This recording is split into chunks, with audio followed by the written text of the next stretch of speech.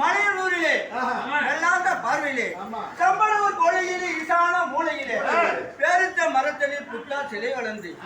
உண்மையெங்கும் தெய்வமாகி தாயே மலையனூரா வந்திருக்க சந்தோஷம். இன்றைய தினத்திலே வெள்ளைக்கிழமை என்று உங்களுக்கு கங்கணம் கடித்து இன்றைய தினத்தில் உங்களுக்கு சக்திகரமாப்பட்ட சிங்காரித்து ஆலயத்திற்கு போட்டாங்க பூ வாக்கலாமா 4 அஞ்சு உண்டுக்கலாமா சந்தோஷமா அம்மா உங்களுக்கு தொண்டு செய்யக்கூடிய பிள்ளைக்கு சில கஞ்சலாம் எண்ணம் பண்ணாங்க